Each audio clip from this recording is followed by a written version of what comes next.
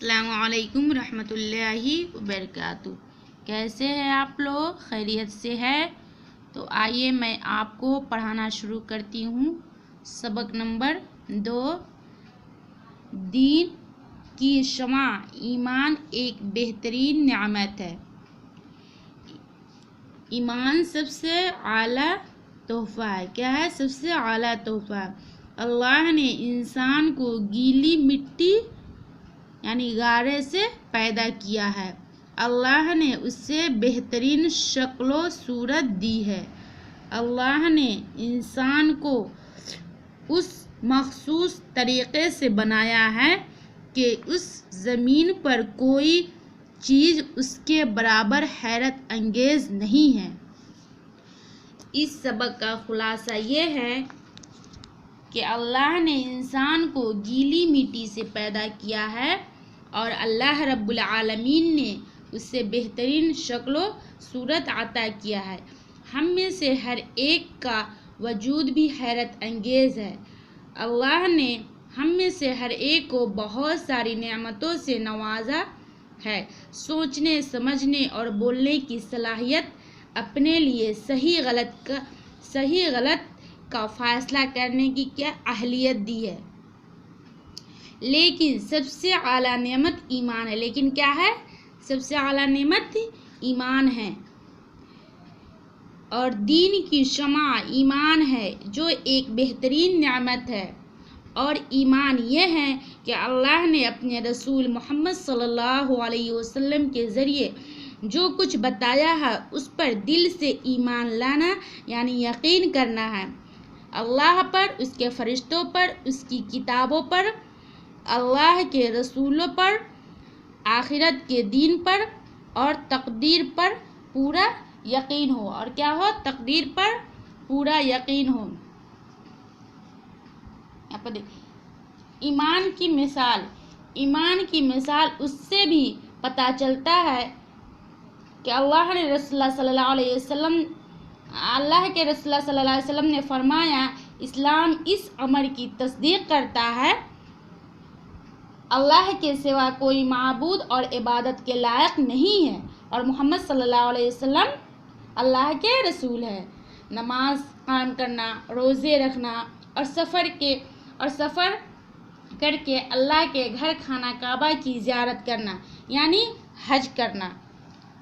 عبادت اور بندگی اس طرح کرنا جیسے آپ اسے دیکھ رہے ہو۔ کیا عبادت اور بندگی ایسے کرنا جیسے ہم اللہ کو دیکھ رہے ہو، اور اگرچہ آپ اسے نہیں دیکھ رہے ہو، اگر ہم نہیں دیکھ رہے ہو اس کے نہیں دیکھ سکتے مگر وہ آپ کو یقیناً دیکھ رہا، مگر ہم نہیں دیکھ سکتے، ہم لوگ اللہ کو نہیں دیکھ سکتے ہیں، لیکن دل میں یہ یقین کرنا چاہیے کہ اللہ ہم کو دیکھ رہا ہے۔ کیا کر رہا ہے؟ اللہ ہم کو دیکھ رہا ہے۔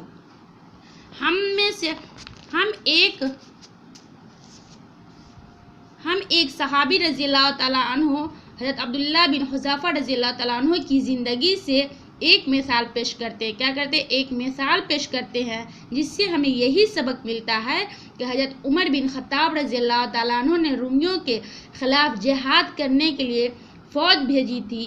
ایک با ایمان نوجوان عبداللہ بن حذیفہ رضی اللہ تعالیٰ عنہ بھی اس فوج میں شامل تھے۔ کیا تھے؟ اس فوج میں شامل تھے۔ لیکن ایک دفعہ انہوں نے دشمن کی صفوں کو چیرتے ہوئے تیزی سے یلغار کی، مطلب دشمنوں نے حملہ کیا، وہ دشمنوں کے ہاتھ پڑ گئے اور قیدی بن گئے، مطلب دشمنوں نے اس کو پکڑ لیا اور قید کر دیا۔ شہنشاہ نے کہا، یعنی بادشاہوں کے بادشاہ، شہنشاہ کے معنی ہوتا ہے بادشاہوں کے بادشاہ، اے عبداللہ، اگر تم عیسائیت قبول کر لو تو ہم تمہیں بہت سی دولت اور شاندار محل رہنے کو دیں گے۔ شہنشاہ نے کیا بولا کہ اے عبداللہ، اگر تم عیسائیت قبول کر لو تو ہم تمہیں بہت شاندار محل رہنے کو دیں گے۔ عبداللہ نے جواب دیا، تمہاری ساری دولت لے کر بھی ہمیں ایک لمحہ کے لیے اپنے ایمان کو ترک پر آمادہ نہیں ہو سکتا، مطلب تمہاری ساری دولت ہم کو دے دو، لیکن ہم اپنے ایمان کو چھوڑنے، دولت کے چکر میں ہم اپنے ایمان کو چھوڑنے پر آمادہ نہیں ہو سکتا، مطلب ہم تیار نہیں ہو سکتے۔ تب بادشاہ نے غصہ سے بھر کر کہا، تب بادشاہ نے کیا ہوا؟ غصہ سے بھر کر کہا، تو پھر تم مجھے اپنی فوج کے بارے میں جو ہم سے لڑنے آئی ہے سب کچھ بتا دو۔ کیا کہا؟ پھر تم اپنے فوج کے بارے میں جو ہم سے لڑنے آئی ہے اس سب کے بارے میں بتا دو۔ عبداللہ رضی اللہ تعالیٰ عنہ نے جواب دیا، میں آپ کو کچھ بھی نہیں بتاؤں گا، ایسا کام نہیں کروں گا، مطلب میں آپ کو کبھی کچھ بھی نہیں بتا سکتا ہوں، اور ایسا کام میں ہرگز نہیں کر سکتا جس سے ان میں سے کسی کو نقصان پہنچے، مطلب جس سے ان میں سے کسی کو نقصان پہنچے۔ تب شہنشاہ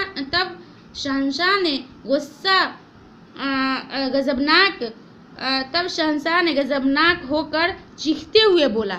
کیا ہوا؟ تب شہنشاہ نے غضبناک ہو کر چیختے ہوئے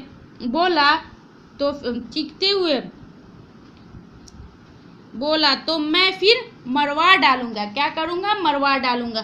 عبداللہ بن حذافہ رضی اللہ تعالیٰ عنہ نے بالکل خوف زدہ یعنی غمگین نہیں ہوئے، اور انہوں نے بڑی دلیری سے جواب دیا، مجھے اللہ کی راہ میں جان دے کر بڑی خوشی ہوگی۔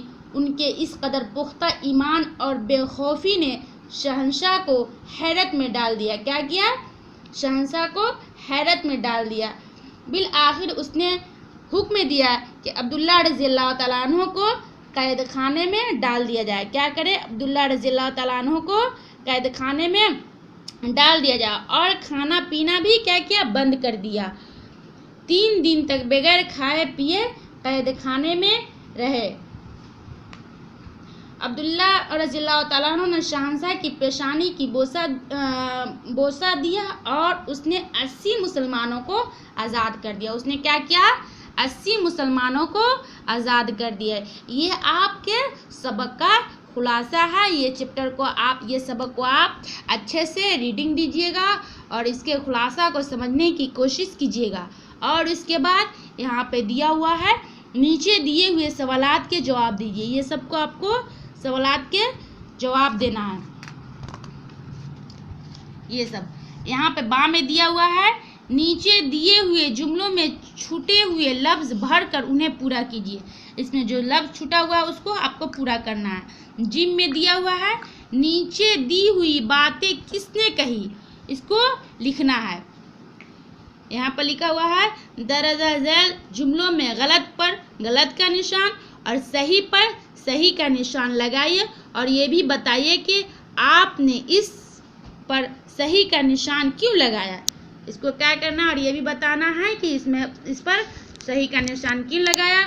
اور یہ سبق ہم نے مکمل کر دیا، اور آپ کو اس کو پڑھ کر کے اور اس کا سوال جواب بھی سب کو بنا کر کے یہ سبق کو آپ کو مکمل کرنا ہے۔ آگے سبق انشاءاللہ پڑھائیں گے۔ اللہ حافظ۔